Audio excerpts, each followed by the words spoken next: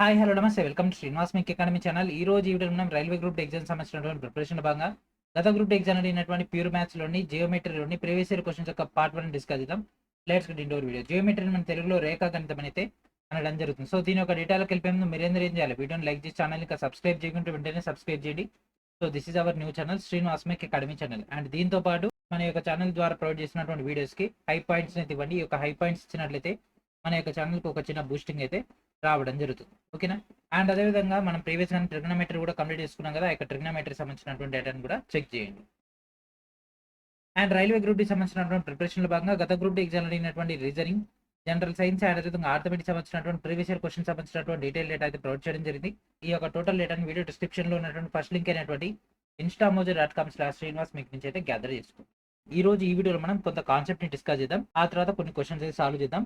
ఎందుకంటే ఇక్కడ చాలా మంది ఏం చేస్తున్నారంటే డైరెక్ట్ కాన్సెప్ట్ చదవకుండా క్వశ్చన్స్ లోకి వెళ్ళిపోయేసరికి కన్ఫ్యూజన్ వస్తుంది. కాబట్టి కొంత బేసిక్స్ డేటా డిస్కస్ చేసుకుంటే మీకు ఒకసారి రీకాల్ కూడా అవ్వడం జరుగుతుంది. మొత్తం డేటా అవ్వదు, జస్ట్ సమ్ బేసిక్స్ మాత్రం డిస్కస్ చేద్దాము.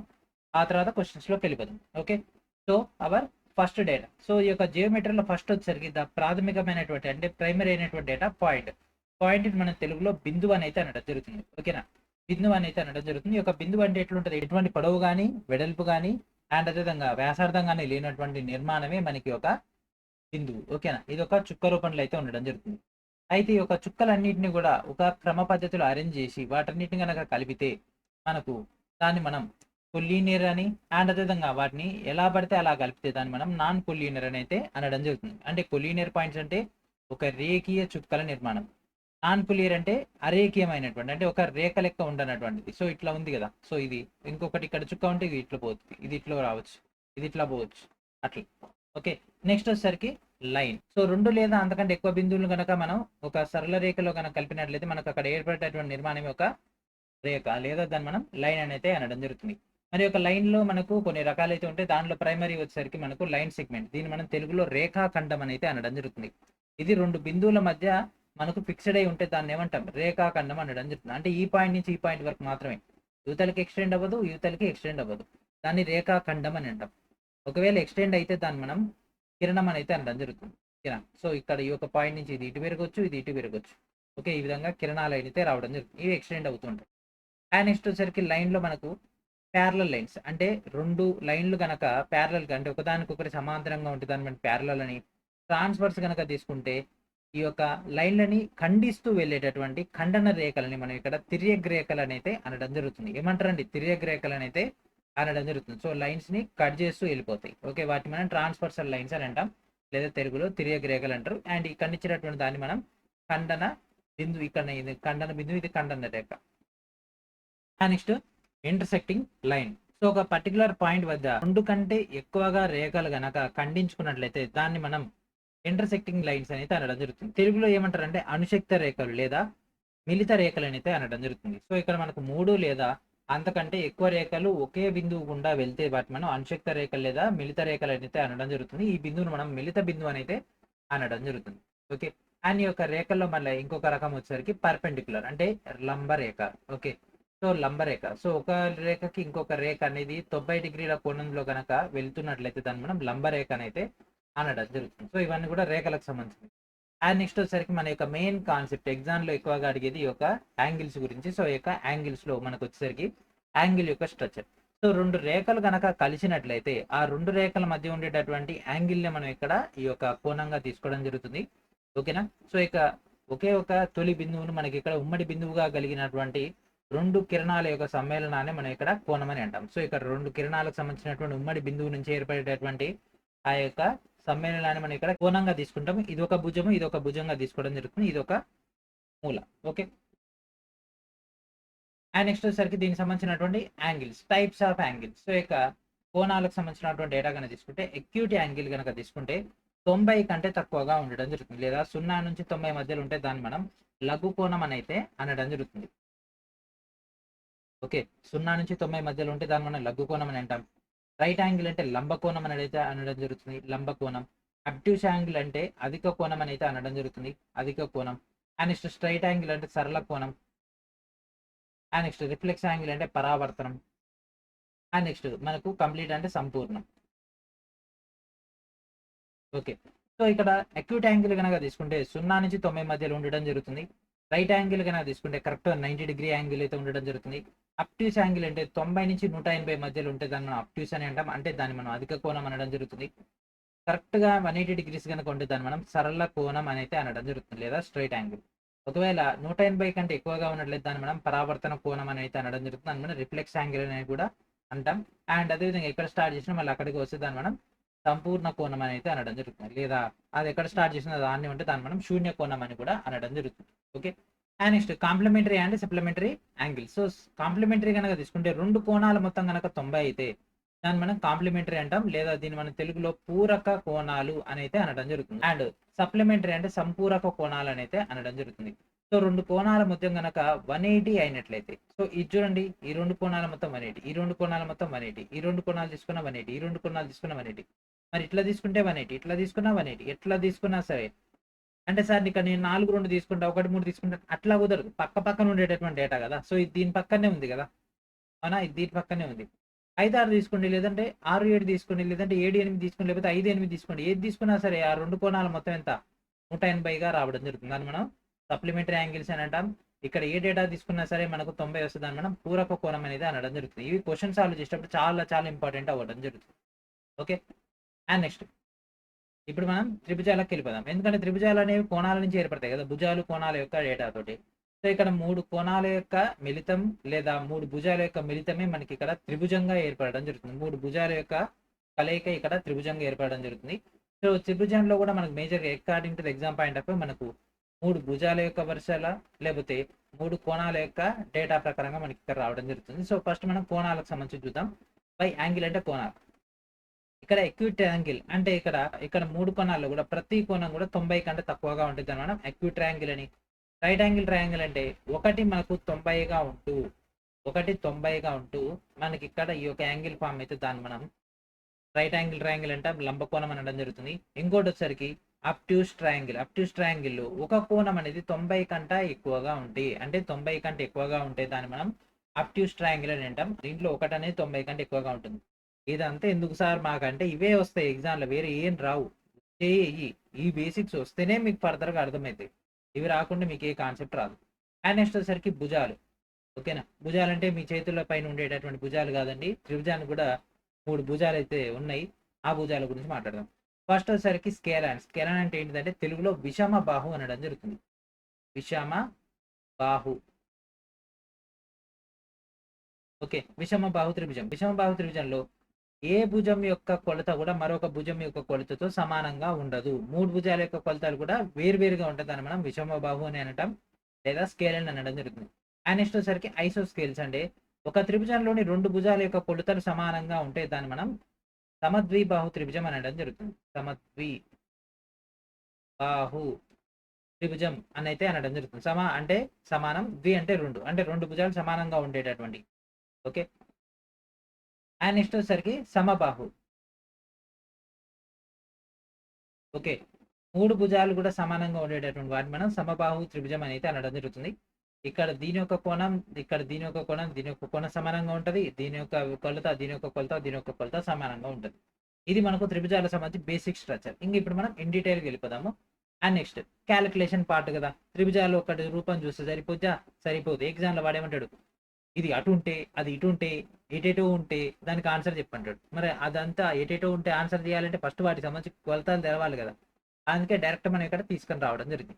ఫస్ట్ వచ్చేసరికి సమబాహు త్రిభుజంలో కన్నా తీసుకుంటే ఇక్కడ చూడండి, ఇక్కడ ఏ లెంత్ ఉంటే ఇక్కడ ఏ లెంత్ ఉంటే ఇక్కడ కూడా ఏ లెంతే ఉంటుంది. అప్పుడు దీని యొక్క హెచ్ వాల్యూ కనుక్కోమన్నాడు అనుకోండి, అప్పుడు ఎట్లా. ఒకవేళ దీని యొక్క ఏరియాను కనుక్కోమన్నాడు అనుకోండి, అప్పుడు ఎట్లా. ఒకవేళ దీని యొక్క రేడియస్ని కనుక్కోమన్నాడు అనుకోండి, ఎట్లా. అప్పుడు దాని యొక్క హైట్ని కనుక్కోమన్నాడు అనుకోండి, ఎట్లా. అవన్నీ కూడా మీకు సింగిల్గా ఒకటే దగ్గర అందుబాటులో తీసుకొని రావడం జరిగింది. ఫస్ట్ వచ్చేసరికి ఏరియా అంటే వైశాల్యం. ఓకే, వైశాల్యం కన్నా తీసుకుంటే √3/4 A square. Okay, side square ఇక్కడ మనం ఏ తీసుకున్నాం కాబట్టి A square √3/4 A square. Okay, and next వచ్చేసరికి రేడియస్ కనుక తీసుకుంటే a/2√3. Okay, a/2√3. సర్కమ్ రేడియస్ కనుక తీసుకుంటే మనకి ఇక్కడ side/√3 అంటే a/√3 రావడం జరుగుతుంది. హైట్ కనుక తీసుకుంటే ఈ యొక్క హెచ్ కనుక కనుక్కోవాలంటే √3/2 a. ఓకేనా, ఇదేమో √3/4 ఏ స్క్వేర్, ఇదేమో √3/2 a. అండ్ నెక్స్ట్ వచ్చేసరికి ఇక్కడ మనకు ఐసోస్కేల్స్ ట్రయాంగిల్ అంటే సమద్విబాహు త్రిభుజం. ఓకే. సమద్విబాహు త్రిభుజం సంబంధించి డేటా గనక తీసుకుంటే దీని యొక్క ఏరియా కనుక్కోవడానికి formula BC/4 into under root of 4AB square. AB అంటే ఇదండి, AB square minus BC. And అదేవిధంగా ఇన్ రేడియస్ కనుక తీసుకుంటే area of triangle by semi perimeter తీసుకుంటే మనకి ఒక డేటా రావడం జరుగుతుంది. And next radius, circumradius కనుక తీసుకుంటే మనకి ఇక్కడ ABC. Okay, ABC/4 into area of triangle. Height కనుక తీసుకుంటే under root of A² minus B²/4. And next scalene కనుక తీసుకుంటే విషమ బాహు. ఇది ఎగ్జామ్ లో చాలా సార్లు అడిగిండు, మళ్ళీ వస్తుంది, మనం సాల్వేషన్ కూడా చేయబోతున్నాం. Okay. And next semi perimeter S కనుక తీసుకుంటే A+B+C/2. సో ఇక్కడ ఇచ్చేటటువంటి వాల్యూస్ బట్టి దీంట్లో మనం ఇంప్లిమెంటేషన్ చేస్తాం. అండ్ ఏరియా కనుక తీసుకుంటే under root of S into S minus A into S minus B into S minus. And next వచ్చేసరికి లంబ కోణ త్రిభుజం, రైట్ యాంగిల్ ట్రయాంగిల్. దీంట్లో కనుక తీసుకుంటే అకార్డింగ్ టు పైథాగరస్ సిద్ధాంతం ఇక్కడ మనకి ఇంప్లిమెంటేషన్ అయింది కాబట్టి మీకు మళ్ళీ ఒకసారి ఇంటిమేషన్ అవసరం లేదు. సో దీనికి సంబంధించినటువంటి ఏరియా కనుక తీసుకుంటే ఆఫ్ ఇంటూ భూమి ఇంటూ ఎత్తు. మనం చిన్నప్పటి నుంచి చేస్తుంది త్రిభుజ వైశాల్యం ఫార్ములా. అండ్ దీని ఒక in radius and circum radius సంబంధించినటువంటి డేటా. సో హైపోటెన్షియల్ లో సగం తీసుకుని మనకు సర్కమ్ రేడియస్ వచ్చేస్తుంది. ఇన్ రేడియస్ కనుక తీసుకుని ఇక్కడ perpendicular data plus base minus hypotenuse నుంచి ఏ యొక్క డేటాని తీసేయాలి. అండ్ నెక్స్ట్ వచ్చేసరికి సైన్ రూల్. ఓకేనా, సైన్ రూల్. సో ఇక్కడ ఏ బై ఇక్కడ ఉన్నటువంటి ఈ యొక్క యాంగిల్ సైన్ ఏ అండ్ బికి ఆపోజిట్ ఉండేటటువంటి సైన్ బి, సికి ఆపోజిట్ లో ఉండేటటువంటిది సైన్ సి. సో ఇదంతా కూడితే మనకు 2R వస్తుంది. ఇక్కడ ఆర్ అంటే circum radius of triangle. Okay. And next వచ్చేసరికి కాంగ్రుయెన్స్ ఆఫ్ ట్రయాంగిల్స్, త్రిభుజాలకు సంబంధించినటువంటి యొక్క కాంగ్రుయెన్స్. ఓకే, అంటే స్వరూపాలు అని అంటారు కదా, స్వరూపానికి సంబంధించినటువంటి డేటా. సో మనకి ఇక్కడ బూ రూల్, ఇక్కడ మనకు కొన్ని నియమాలు అనేవి ఉంటాయి. బూకోబు నియమం, బూ నియమం, అండ్ అదేవిధంగా కోకో నియమం, ఇట్లాంటివన్నీ కూడా ఉండడం జరుగుతుంది మన స్కూల్ డేస్ లో చదువుకున్నటువంటిది. సో ఇక్కడ ఏంటిదంటే ఫస్ట్ వచ్చేసరికి SSS నియమం, అంటే సైడ్ అంటే ఇక్కడ ఉన్నటువంటి ఈ యొక్క సైడ్ సేమ్ ఉండాలి, ఈ యొక్క సైడ్ వాల్యూ సేమ్ ఉండాలి, ఈ యొక్క వాల్యూ సేమ్ ఉండాలి. అంటే సేమ్ అంటే ఫర్ ఎగ్జాంపుల్ ఇక్కడ చూడండి, ఇక్కడ 2 ఉంది, ఇక్కడ 4 ఉంది అనుకోండి, ఇక్కడ 6 ఉంది, ఇక్కడ 12 ఉంది అనుకోండి, ఇక్కడ 8 ఉంది, ఇక్కడ 16 ఉంది అనుకోండి. 4 2 2 2 4, 6 2 12, 8 2 16 మ్యాచ్ అయింది కదా. అంటే మొత్తం ఇంటూ 2 అవుతున్నాయి కాబట్టి ఈ రెండు కూడా కాంగ్రుయెన్సీలే, అంటే ఈ రెండు కూడా స్వరూపాలే. అండ్ నెక్స్ట్ ఇక్కడ సైడ్ యాంగిల్ సైడ్, అంటే ఇక్కడ ఉన్నటువంటి కోణం ఇక్కడ 60 ఉంటే ఇక్కడ కూడా కోణం 60 ఉంటే ఓకే. అండ్ అదే ఇక్కడ దీని యొక్క లెంత్ అనేది 8 ఉంటే ఇక్కడ కూడా లెంత్ అనేది 16 ఉంటే, అండ్ ఇక్కడ 14 ఉంటే ఇక్కడ 28 ఉంటే ఓకే. అప్పుడు ఏమవుతుంది, ఇది ఇంటూ 2 ఇది ఇంటూ 2, యాంగిల్ అనేది సేమ్ ఉంది కాబట్టి ఇది కూడా ఈ యొక్క కాంగ్రుయెన్స్కే రావడం జరుగుతుంది. అండ్ నెక్స్ట్ వచ్చేసరికి యాంగిల్ సైడ్ యాంగిల్, ఇక్కడ రెండు కోణాలు ఒక భుజం అనేది సమానంగా ఉంటే మనకు అది మ్యాచ్ అవుతున్నట్లు లెక్క. సో వీటిని ఈ యొక్క నియమాలని అంటారండి. బూకోబు నియమం, కోబూకో నియమం, అంటే బూ నియమం అయితే అనడం జరుగుతుంది. మేమైతే ఇట్నే పిలిచిన మా స్కూల్ డేస్లో అయితే. అండ్ దాంతోపాటు RHS నియమం అని కూడా అంటారు, right angle hypotenuse side. So right angle ఇక్కడ 90 ఉండాలి, అండ్ ఇది మ్యాచ్ అవ్వాలి, అండ్ హైపోటెన్సిస్ మ్యాచ్ అయితే ఇది ఆటోమేటిక్గా మ్యాచ్ అయిపోద్ది కాబట్టి ఇది కూడా దాని కిందకే వచ్చేస్తుంది. ఇక లాస్ట్ అండ్ ఫైనల్ వచ్చేసరికి సిమిలారిటీ ఆఫ్ ట్రయాంగిల్స్. ఇక ట్రయాంగిల్స్ యొక్క సిమిలారిటీ కన్నా తీసుకుంటే, రెండు ట్రయాంగిల్స్ ఇచ్చేసి వాడి యొక్క సిమిలారిటీ తీసుకుంటే area of triangle ABC by area of triangle PQRల డేటా. సో AB²/PQ² అండ్ అదేవిధంగా AC²/DR² అండ్ అదేవిధంగా BC²/QR² చేస్తే మనకు ఈ యొక్క AD²/PS² అది కూడా మ్యాచ్ అవ్వడం జరుగుతుంది. ఒకవేళ పెరిమీటర్ తీసుకుని దీని యొక్క చుట్టూ AB/PQ అండ్ అదేవిధంగా AC/PR అండ్ అదేవిధంగా BC/QR and AD/PS same data మనకి ఇక్కడ రావడం జరుగుతుంది. ఐ హోప్ మీకైతే ఫుల్ ఫ్లెడ్జ్డ్ క్లారిటీ వచ్చింది అనుకుంటున్నా. ఇక లేట్ చేయకుండా దూసుకెళ్ళిపోదాం క్వశ్చన్స్లోకి. And our first question. So ఇక్కడ నుంచి క్వశ్చన్స్ అనేవి భయంకరంగా ఉంటాయండి, కంగారు పడకండి. ఫస్ట్ ఆఫ్ ఆల్ ఇచ్చినటువంటి క్వశ్చన్ ఏంటిది, అది ఎట్లా ఉంది, దాన్ని ఎట్లా సాల్వ్ చేయాలనేటటువంటి దానిపైన వర్కౌట్ చేద్దాం. మీరు కంగారు పడి నన్ను కంగారు పెట్టకండి. Find X if ABCD is a parallelogram as given in figure below with two diagonals AC and BD intersecting at O and OA is x plus 3, OB that equals to y plus 2, OC equals to x plus y and OD equals to 3y. Okay. So ఇక్కడ ఏం కనుక్కోమంటుండే, ఎక్స్ని కనుక్కోమంటుండే. So ఇక్కడ మనకు diagram ఇచ్చింది, ఇప్పుడు ఆ యొక్క diagram అయితే draw చేసిద్దాము. So మనకి ఇక్కడ ఒక ప్యారలోగ్రామ్ అయితే ఇవ్వడం జరిగింది.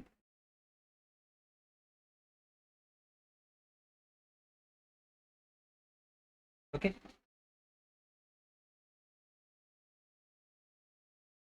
x plus 3, 2x plus y, y plus 2, 3y and ఇది ఏమిటి సి, ఇది బి, ఓకే ఏబిసిడి ఈ యొక్క టోటల్ డేటా వచ్చేసింది. ఇవన్నీ ఖండించుకుంటేనే ఇక్కడ ఓకే. సో మనకు కావాల్సింది ఏంటంటే ఎక్స్ వాల్యూ. సో ఇక్కడ వీటన్నిటిలో ఇక్కడ x+3 ఉంది, 3x+y ఉంది, ఇక్కడ y ఉంది, ఇక్కడ y ఉంది. సో దీంట్లో ఈ యొక్క డేటా ఇచ్చేసింది. సో ఇప్పుడు డేటా చూద్దాం. సో ఇక్కడ ఓఏ x+3గా, ఎందుకంటే ఆల్రెడీ ఇక్కడ ఇచ్చిండుగా, ఓఏ డేటా ఇచ్చిండు, ఓబి ఇచ్చిండు, ఓబి ఇచ్చిండు కాబట్టి ఇక్కడ మనం తీసుకుంటాం. నెక్స్ట్ ఓసి ఇచ్చేసిండు, ఓడి ఇచ్చేసిండు. ఓకే. సో మనకి ఇక్కడ ప్యారలోగ్రామ్ లో ఈ యొక్క డయాగ్నల్స్ ఏదైతే ఉన్నాయో అవి మనకు బైసెక్ట్ అవుతున్నాయి వాటద్దలు అవే. కాబట్టి then 3y that equals to ఇక్కడ ఏమైంది y+2.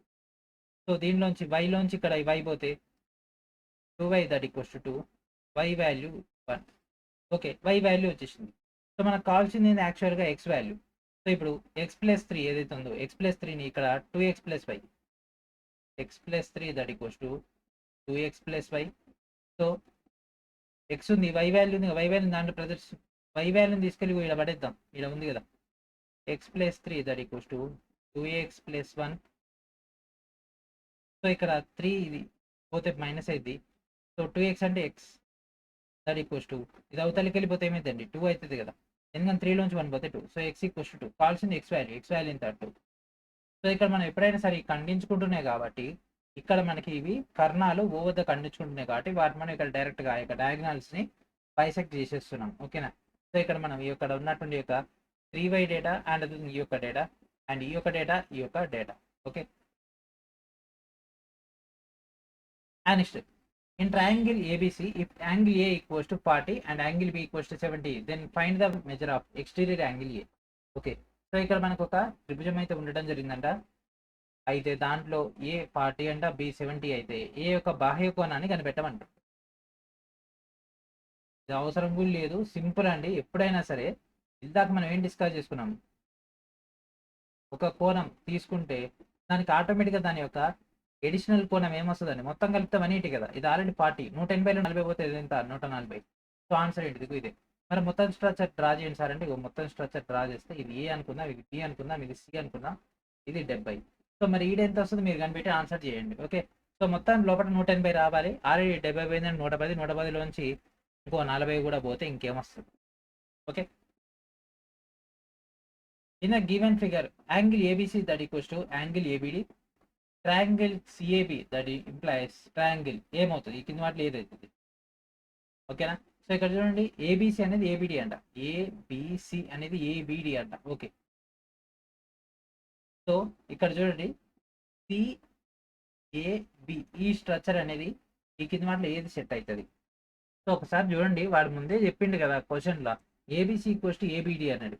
ABC equals to ABD అంటే సేమ్ సిమిలర్ ట్రయాంగిల్స్ రెండు పక్క పక్కన ఉన్నాయి. ఇక్కడ సిఏబి అన్నాడు, సి కాన్ స్టార్ట్ చేసి ఏకి పోవాలి, ఇట్లా సేమ్ అట్లనే డి కాడ స్టార్ట్ చేసి ఇటు పోవాలి. అంటే డిఏ ఇగో ఏ కాడికి పోయిన తర్వాత బి దిగింది, ఇక్కడ డి కాడికి పోయిన తర్వాత బి దిగింది, అంటే డిఏబి ఇదే ఆన్సర్. ఎందుకంటే ఈ రెండు కూడా ఇగో బీసీ ఈక్వల్స్ టు బీడీ అని వాడే ఇచ్చిండు కాబట్టి ఎక్కువ ఆలోచించకండి.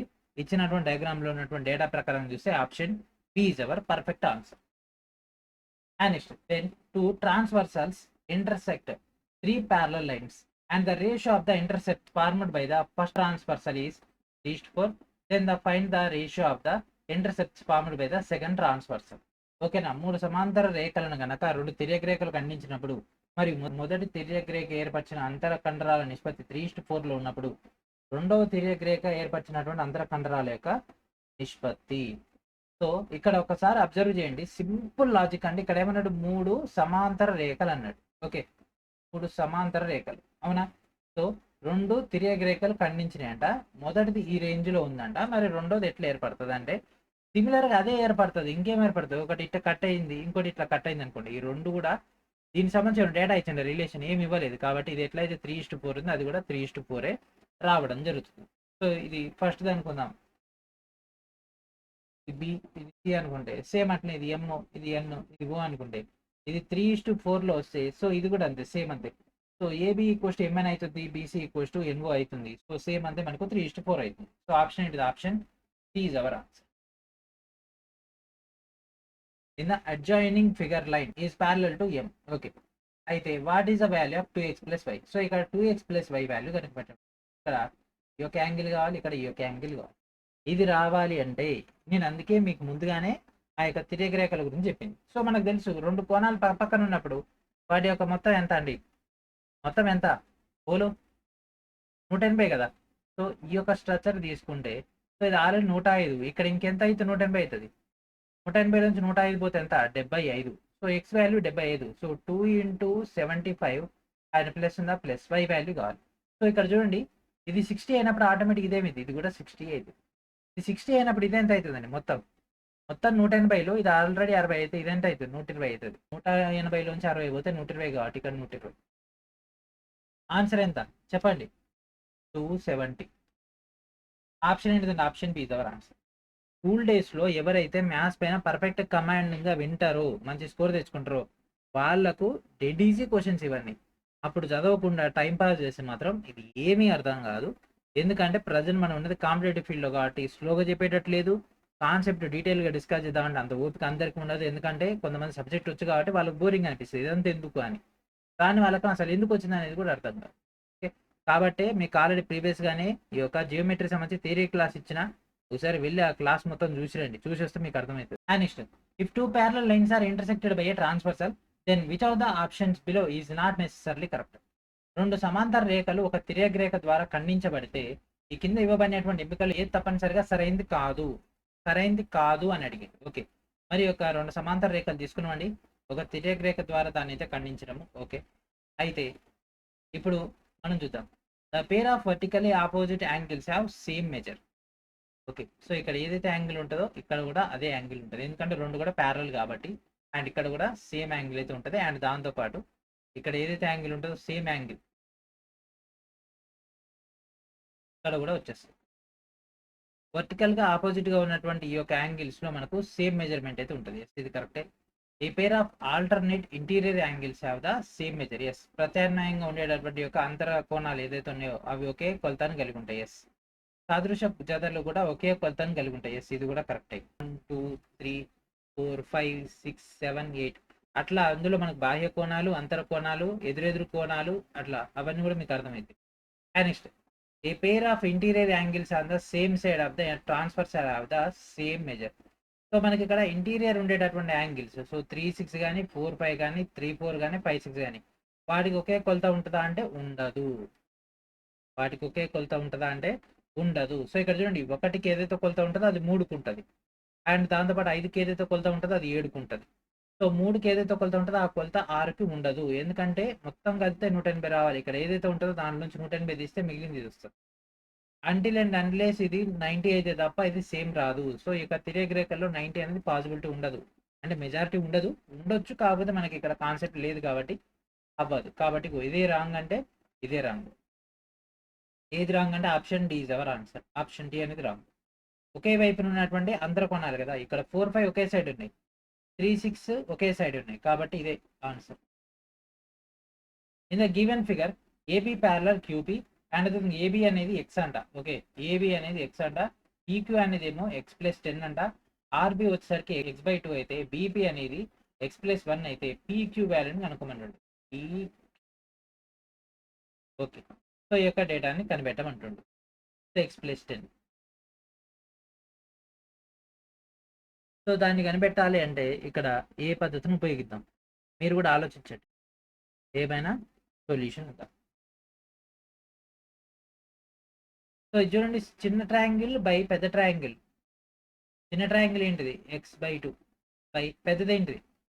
x/2 plus x+1 that equals to, so ఇదెంత అండి? ఎక్స్ కదా, ఎక్స్ బై ఈ పెద్దది ఎంత? x+10 కదా. చిన్న ట్రయాంగిల్ బై పెద్ద ట్రయాంగిల్, ఇక్కడ ఈ యొక్క చిన్న యాంగిల్ బై పెద్దది తీసుకుంటే మనకి అయిపోతుంది. సో దీని మొత్తాన్ని మనం సింప్లిఫై చేస్తే సో ఇక్కడ ఇదేమైంది? 2x ప్లస్ x 3x అయింది. అండ్ దాంతోపాటు ఇది పైకి వెళ్ళిపోతే ఇక్కడ ఉన్నటువంటి ఈ యొక్క 2 ఇది క్యాన్సిల్ అయిపోతే పైన x వస్తుంది. అండ్ కింద 3x ప్లస్ ఇక్కడ డేటా x/x+10. సో ఇక్కడ ఉన్నటువంటి 3x+2 that equals to x+10. So ఇక్కడ ఉన్నటువంటి x ఇక్కడ 3x పోతే 2x. అండ్ ఇదేమైంది చెప్పండి? 10లోంచి మనకి ఇక్కడ ఈ యొక్క డేటా పోతే 8 అవుతుంది. సో ఎక్స్ ఈక్వల్స్ టు 4 అవుతుంది. సో మనకు కావాల్సింది ఏంటండి ఎక్స్ ప్లస్ 10 కదా PQ data. So 10 plus 4 that equals to 14. So answer ఏంటిదని option D is our answer. And next two angles are complementary. Okay, supplementary అడిగితే కాంప్లిమెంటరీ అన్నాడా, కాంప్లిమెంటరీ కాబట్టి పూరకమైనటువంటి. The larger angle is 6 degrees less than the thrice the measure of the smaller angle. What is the measure of the larger angle? రెండు కోణాలంటే పూరకమైనవి అంట. పూరకమైనవి అనగానే మనకేం రావాలి, angle A plus angle B that equals to 90. Okay, పెద్ద కోణం అనేది చిన్న కోణం యొక్క కొలత కంటే 3 రెట్ల కంటే 6 తక్కువ అంట. ఓకే, అయితే పెద్ద కోణం యొక్క కొలతను కనిపెట్టమంటుండు. ఓకే, సో ఒక కోణం అనేది ఫర్ ఎగ్జాంపుల్ ఇప్పుడు మనం కే అనుకుందాం. కే కోణం అనేది ఇంకొక కోణం ఎక్స్ అనుకుంటే దానికంటే 6 తక్కువ అంట. ఇది మన దగ్గర ఉన్నటువంటి డేటా. సో ఇప్పుడు దీన్ని యువతలు పంపించేద్దాము. సో ఈ రెండు కూడా ఒకటే దాన్ని బట్టి కదా, సో ఈ కే ఎందుకు దీన్ని కూడా ఎక్సే రాసుకున్నాం. So X plus 3x minus 6 ఈ రెండింటిని కూడితే ఎంత, డైరెక్ట్ దీంట్లో ఇంప్లిమెంటేషన్ చేస్తే 90. ఓకే, సో -6 అవుతుంది పోతే +6 4x that equals to 96. So X equals to ఎంత 24. సో చిన్న కోణం ఎంత అండి 24. సో మనకు కావాల్సింది పెద్దది కదా. సో 24 మూల 72 దానిలోంచి 6 తీసేస్తే 66. సో ఆన్సర్ ఏంటిదని ఆప్షన్ ఏ ఇది. AB equals to x plus 3 BC equals to 2x and AC equals to 4x minus 5 అయితే then what is the value of x does B lie on AC. So ఇక్కడ AB value ఇచ్చిండు, BC value ఇచ్చిండు, AC value అయితే x యొక్క విలువను కనిపెట్టడం ఇక్కడ మనకు B అనేది AC పైన ఉంటుందండి. AC పైన B ఉంటుంది. AC. సో AB వాల్యూ ఎంత x ప్లస్ 3, BC వాల్యూ ఎంత 2x, AC వాల్యూ ఎంత 4x మైనస్ 5. అయితే x వాల్యూని కనిపెట్టండి. సో ఈ రెండింటిని గుర్తు ఇది రావాలి అంతే కదా, కూడేయండి. x plus 3 plus x that equals to 4x minus 5. x plus 2x అంటే 3x plus 3 that equals to 4x minus 5. ఇక్కడ ఇది క్యాన్సిల్ అయిపోతే ఇక్కడ x మిగులుతుంది, -5 అవుతుంది పోతే +5 అవుతుంది అంటే 8 అవుతుంది. 8 ఈక్వల్స్ టు x. సో అడిగింది ఏంటంటే x విలువ అంతే కదా, 8. If each interior angle of regular polygon is 135 degrees, then the number of sides that polygon has. ఒక సాధారణ బహుభుజి యొక్క ప్రతి అంతర కోణం మనకు 135 డిగ్రీస్ అయితే దాని యొక్క బహుభుజి భుజాల సంఖ్య ఎంత. సో దీనికి డైరెక్ట్ ఫార్ములా ఉంటుందండి, n-2 ఇంటూ 180/n, లేదా మనకు అక్కడ 90 తీసుకుంటే n/2 డేటా రావడం జరుగుతుంది. సో ఇది ఎంత అంట మనకు 135 అంట, ఎందుకంటే ప్రతి అంతర కోణం అనేది ఇచ్చేట్టు కాబట్టి ఎన్లార్జ్ చేస్తే దాని యొక్క భుజాల సంఖ్య వస్తుంది. సో ఇక్కడ n లోపలికి ఇంప్లిమెంటేషన్ చేస్తే 180n మైనస్ 360, ఇది అవతలకే పోతే 135. సో ఇక్కడ 180 నుంచి 135 పోతే ఎంత 180 నుంచి 135 పోతే 45, ఈ -360 అవతల పోతే 360. Okay, so n equals to 360/45. So 9 4 36 కదా, అదే 45 2 90 కదా. సో మనకి ఇక్కడ ఇది తీసుకుంటే 8లో పోతుంది. So n equals to 8. ఎన్ని భుజాలు ఉన్నాయండి దానికి 8. అంటే ఏంటిది అది అష్టభుజి. ఓకే, అది అష్టభుజి. Find the number of sides in a regular polygon if its interior angle is 160 degrees. ఒక సాధారణ బహుభుజి అంతరకోణం మనకు 160 degrees అయితే దాని యొక్క భుజాల సంఖ్యని కనిపెట్టమంటుండు.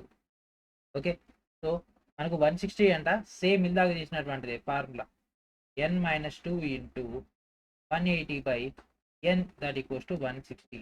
So 110/n minus 360 that equals to 160.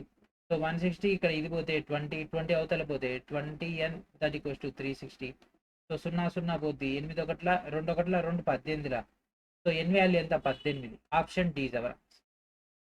In triangle ABC అని triangle DF, angle A equals to 40, angle B equals to 45, angle D equals to 55, angle E equals to 85 and MAB dash that equals to MFD dash. అయితే ఈ కింద వాటిలో ఏ option అనేది correct.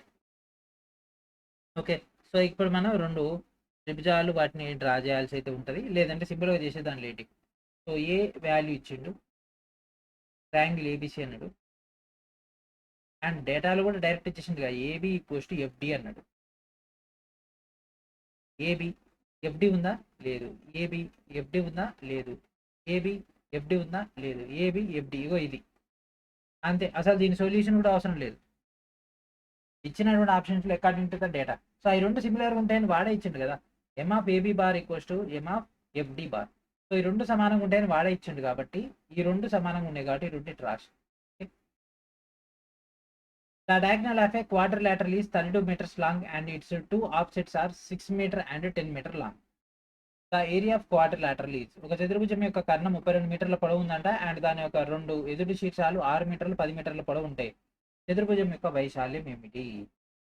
Okay, కర్ణం 32 మీటర్ల పొడవు ఉందంట. ఓకే, ఇట్లా వస్తుంది డయాగ్రామ్.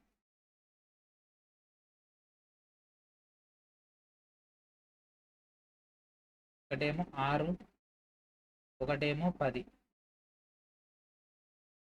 ఏ B C D. Okay, so ఈ విధంగా వచ్చేసింది. సో ఇప్పుడు మనం చిన్న చిన్న ట్రయాంగిల్స్ చేద్దాము. So so triangle ABD, triangle BCD ఇది ఒక డేటా చేద్దాం. So triangle ABD plus triangle BDC. ఎందుకంటే ఈ యొక్క డేటా మనకు తెలుసు కదా, ఇది 32 అని. ఈ యొక్క త్రిభుజ వైశాల్యం ఏంటిదండి? హాఫ్ ఇంటూ భూమి ఇంటూ ఎత్తు కదా. సో హాఫ్ ఇంటూ భూమి ఎంత? 32 ఇంటూ ఎత్తు ఎంత? 6 ప్లస్ ఇక్కడ హాఫ్ ఇంటూ 32 ఇంటూ 10. ఏది రానప్పుడు మనకు చిన్నప్పుడు నేర్చుకున్నటువంటి ఫార్ములానే 2 ఒకట్ల 2 మూల 32 మూల 96 ప్లస్ 2 ఒకట్ల 2 ఐదుల 32 ఐదుల 160. 160 ప్లస్ 96 256. సో ఆన్సర్ ఏంటి? Option C is our answer. If two angles of triangle measure 60 degrees and 80 degrees respectively, then the measure of the third angle of the triangle. ఓకేనా? ఒక త్రిభుజం యొక్క రెండు కోణాలు కనుక వరుసగా 60 మరియు 80 అయితే మూడో కోణం ఏంటిది? మొత్తం 180 అండి. 180లో ఆల్రెడీ 60 80 పోయింది. 60 80 అంటే ఎంత? మొత్తం 140. సో 180లో 140 పోతే ఎంత? 40. సో ఇట్లాంటి క్వశ్చన్స్ కూడా వస్తాయి ఎగ్జామ్లో. బాగుంటుంది కదా ఇట్లాంటి క్వశ్చన్స్. చాలా హ్యాపీగా ఉంటుంది, చాలా కాన్ఫిడెంట్ అనేది జనరేట్ అవుతుంది. కానీ మన దరిద్రం ఏంటంటే ఇటువంటి క్వశ్చన్స్ మన ఎగ్జామ్లో పడవు. మన దోస్త్ కానీ ఎగ్జామ్లో ఎవడే సరిగ్గా చదువుడు అసలు ఎగ్జామ్లు ఇవ్వడతాయి. ఓకే, సో ఇక్కడతో మనకి ఒక ఫస్ట్ టాపిక్ అనేది కంప్లీట్ అయిపోయిందండి. ఐ హోప్ మీకు ఇది అర్థమైంది అనుకుంటున్నా. నెక్స్ట్ వీడియో నుంచి ఇంకా మనం ఫాస్ట్గా వెళ్ళిపోదాము. అండ్ ఫాస్ట్గా వెళ్ళే ముందు మీరందరూ ఏం చేయాలి? వీడియోని ఖచ్చితంగా లైక్ చేయండి, దాంతోపాటు అందరికి కూడా షేర్ చేయండి. అండ్ మీకు కాన్సెప్ట్ కావాలంటే ఫౌండేషన్ కోర్సులో జాయిన్ అవ్వండి. అండ్ దాంతోపాటు మన యొక్క ఛానల్ ద్వారా మీకు ప్రొవైడ్ చేసినటువంటి సివిటి టెస్ట్ సిరీస్లో కూడా జాయిన్ అవ్వండి. ఓకే, సో ఇది ఫ్రెండ్స్ ఈరోజు వీడియో డిస్క్రిప్షన్లో ఉన్నటువంటి లింక్స్ అన్నింటిని కూడా ఉపయోగించుకుంటారని ఆశిస్తూ. And thank for watching.